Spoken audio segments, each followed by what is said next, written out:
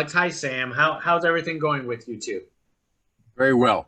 Going great, going great. You know, Alex is shooting a film. He's in the middle of shooting, and I just landed like 3 hours ago here. So we're ready for you. That is terrific. Well, let's congratulate you for Lamya's Poem. Great and animated story. It's very captivating. Thank you. Hey, not a problem. Well, better yet, congratulations that it's going to premiere at the Vancouver International Film Festival. How do you folks feel about that?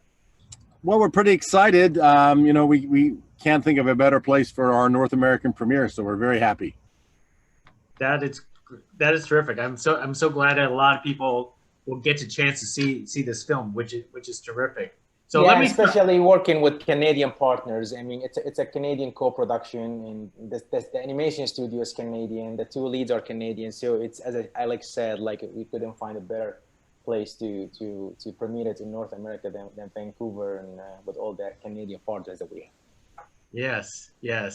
So let me start off with the easy question. Where did the original story came from for Lamya's Poem? Yeah, so several years ago, I don't know how long ago it was now, we were looking at doing a new project. We mainly, until Lamyas Poem, we've only made documentary films. And we were looking at doing a documentary maybe on Rumi. At the same time, the Syrian refugee crisis was really peaking and was capturing everyone's hearts, everyone's minds and attention. And in the midst of all of that, I came across a newspaper article that was just talking about how a group of Syrian refugees had formed a reading group, a book club in essence, in a little park in Athens. So they were living, they were refugees, but they had brought with them books and created like a little lending library and had a reading club. And it was just like amazing to me that had happened. And the article went on to list some of the books they were reading, and one of the books was Rumi. And since we were already looking at a possible documentary about Rumi, I was a little bit surprised, because what I knew of Rumi at that time only was that, he was a poet of love, and he wrote, these kind of ecstatic kind of things. And I couldn't imagine why anybody in the position that these poor people were would find anything in Rumi. So I went and read a little bit more about Rumi, and to my shock, I learned that, in fact, he himself was what you would call a refugee when he was a boy, fleeing the Mongol invasion. And at the same time, I also read about how he would, as a young man, have these dreams that tormented him, and where he felt like there was people chasing him. And in his dream, he always was frightened of them. And his father got him to understand, or believe at least, that these weren't people chasing to hurt him. They were chasing because they needed him. They needed his words. And I suddenly had this thought that, is it, possible? Can we imagine that those people in that Athens park who needed him so much were the very same people who were haunting his dreams? And so that's the idea that became the germ that then became the film, the idea and the script, and then the film for Lamyas Poem. I think that was a beautiful, link that you actually somehow did it with this film. Now, you could have easily done it as a regular narrative film. How do you guys came to the decision? It's probably an obvious answer, but came to the decision of making this as an animated film rather than. There's a magical element in the film. I mean, there's three worlds. If we had kept it in just two worlds between Lamia and Rumi, it might have worked well as a live action, but because there was this third magical world, it just seemed to lend itself to animation. It just felt like the right vehicle to tell the story. So it was simple as that. The story determined the format. And most excellent. Tell us more about this Canadian company that you guys use for. Yeah, they're called Pip Animation. When we knew we were going to make an animated film, we kind of went on a worldwide search for the right partner. And boy, I mean, we probably talked to a dozen or more different animators from all over the world, actually. And a few of them are from Canada. But when, it was just sort of felt right. We sat down, we had several conversations. They seemed to really get the story, get what the project was about. They showed me some samples of how they would envision it. I really like those. And so that's how it began. And it was, I might say, a very powerful and productive, creative team working with them. Now, this animation style, because it almost looks like it's hand-drawn animation. Was it? It wasn't hand-drawn animation. Am I just correct? Yeah, well, you know, it was. So the way the animation was done was, as you know, every second of animation is 24 different drawings.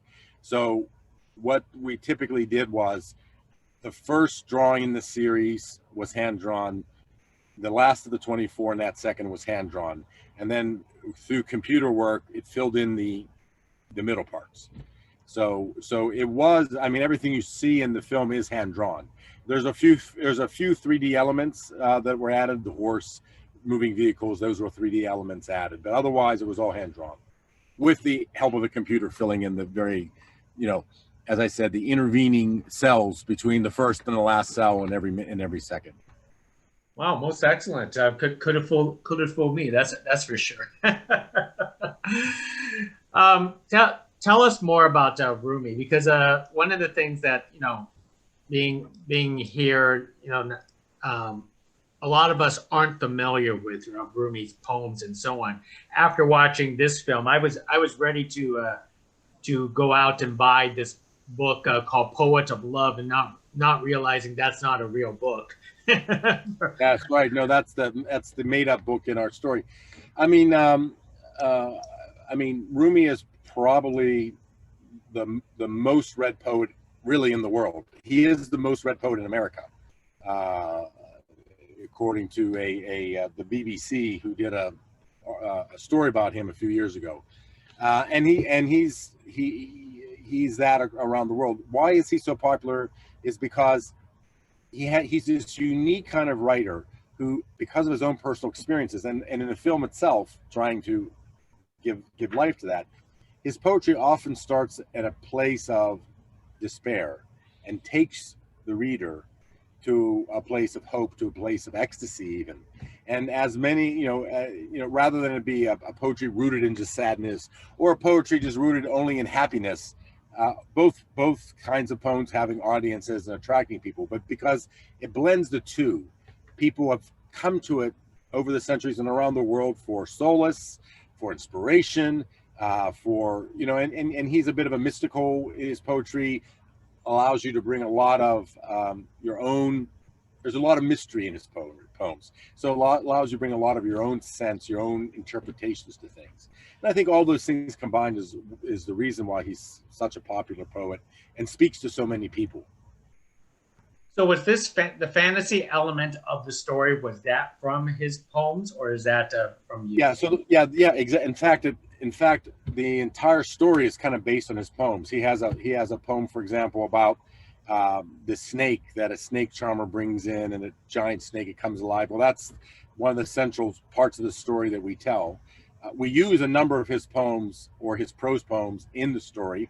They're part of the dialogue and many times, or at the end, the big battle scene he's fighting, which is kind of Rumi's theme about how individuals must fight against the fear and anger that lives in all of us. And that's the big battle. You've seen the film where Lamia has given into her anger and given into her fear, and Rumi is battling it through his poetry, right? And he ultimately throws this reed that symbolizes his poetry, at the tendrils of hate that are squeezing her, that are crushing her, so very much the story is based on his poetry. Now, as for the facts of the matter, there's very little facts that we know about his life, but the ones we know are part of the story. We know that the Mongol invasion threatened him and his family, that as a boy he took flight. He was a refugee, a displaced person for about 7 years, and in that time he was haunted by dreams, and he did the Hajj, he did the pilgrimage to Mecca. So those are all elements that we include in the film. Other parts of it, of course, his reaction to it, that we portray him as being initially wanting to go and fight and wanting to give up poetry. Those are fictional creations. Who knows what he felt? But we imagine that he was a human being. He would have felt those things. And his poetry seems to indicate that those things were its starting place. Again, a place of loss and displacement. In fact, the very first poem in his famous Masnavi collection begins, and it's a poem we repeat twice in the film, about the reed that's cut from its home and carried away and turned into a flute. And that's why its music's so sad, because it's cut from its home, yet it's so beautiful and it comforts people. See, that's what I'm saying, how he goes from a place of sadness and displacement to a place of beauty. So anyway, that's how we kind of came to construct the idea. Most excellent. Could you guys talk about your voice cast, for this production? Sam, would you like to take that one? Yeah, that's definitely. I mean, Mina Masood, another Canadian Egyptian, known for being Aladdin, playing the voice of Rumi, which I thought he was just fantastic, and the harmony between him and Millie Davis, another Canadian, young actress playing, Lamia. And Millie Davis, known definitely to my kids, known to a lot of people, because she's in a lot of kids shows, and she was in Wonder with Julia Roberts as well. So it was a big movie. And Farhan, Tahir, and the rest of the cast. I thought they did a wonderful job. And listening, talking to them actually, and listening to some of their recent interviews that they just done, talking about the movie, and the amount of research that they both have done. Even Millie, I mean, she was, Alex, when she recorded I think the voices, I think she was like about maybe 12 years old, or yeah, she was she was the same age as Lamia in the film. Yeah, so almost 12, 13. So it's very impressive for the amount of research she did to play a Syrian girl that she's lost in in war and conflict and bombing and crossing the Mediterranean, taking the death boat. So I thought what helped a lot also, having her in studio with Mina Masood. It's not like doing it individually. They were actually, bouncing these lines off each other. I think that helped a lot. And at that time, Mina coming out of, Aladdin and a big success and so much confidence in, in himself. I think that helped Millie as well. So the casting process, working with the Canadians and Canadian casting director, I think that I feel that went great. And based on the reaction we've been getting from the world premiere that we had at Annecy Film Festival in France, and then I just got back from Zurich, from Switzerland, where we had our Swiss premiere there. We were at official selection at the Zurich Film Festival, so that was fantastic as well. So these are the reactions that we got as far as the performances. People fell in love with these voices. Do you folks feel like you're getting different reactions from different parts of the world to this film, or very much the same reaction? I mean, so far the reaction has been universally positive. So yeah. We just started. Like, this is basically, that will be our third screening at Vancouver, then the North American premiere. So I hope me and Alex, we will pray that we always get these positive feedback, and definitely you're gonna hear maybe different thoughts, but in general it's been very positive, and we'll see as we right. If you print that, you're gonna provoke someone to give us a bad review. Well, so maybe we'll avoid a bad review. If you listen to that, you're like, okay, I'm not gonna write that review. These guys are so cool. That's right. That's right. When you guys were doing this film, was the original intention always to be an English film, or you had an idea of doing it in other different languages? It was always intended to be English. Yeah, we always had that intention. Okay, most excellent.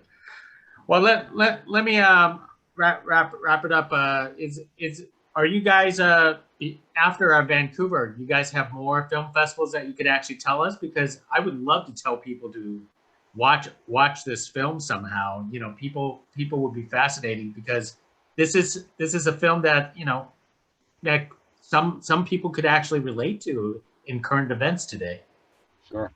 Yeah, we have a few upcoming film festivals, but unfortunately, we are not allowed to share right now the news because it's a little early. As you know, I mean, festivals have their own procedures. If it's Vancouver, where they didn't want us to say when we knew, you know, it's all, they wanted to make that announcement before we make that announcement. But there are a few festivals around the world, and we will definitely announce them as we go. But we're really excited about, you know, taking that tour with the film, just to share the film on the big screen, finally seeing, you know, humans, you know, in the you know, dark theater, watching the film and enjoying it, and not having the barrier of Zoom and just digital streaming. So get the reaction, you know, the instant reaction. So there are a few coming up, and hopefully soon we could share with you guys. But there is nothing like within a week or two after Vancouver. It's going to be a little bit more like,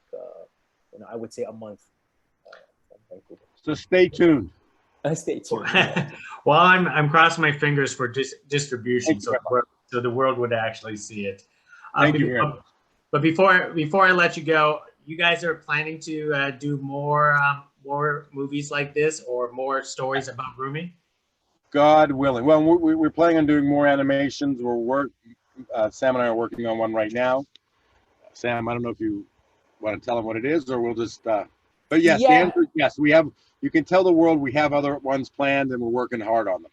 Yeah, we have one, and it's this one is like more like an adult animation, a serious story, and very interesting story that takes place 3,000 years, you know, BC. So that's all we could share right now. So this is something, again, from a brilliant writer. His name is Alex Kronemer, which he's with us right now. And he will be directing it, and I'll be producing it again, because I enjoyed that collaboration so much. And I would love to repeat that experience with Alex, which he is an old friend of mine. And we always, you know, I always hope to work together with him. So finally the opportunity, you know, showed up, and would like to do it again. Thanks so much for taking time to talk to us. Hey, no, thank you. I would love to talk to you, both of you again, perhaps on after your next film, when that's completed. Absolutely. Love to see you in Vancouver if you end up coming to the screening. I will try. Thank you very much. Bye-bye. Thank you. Bye.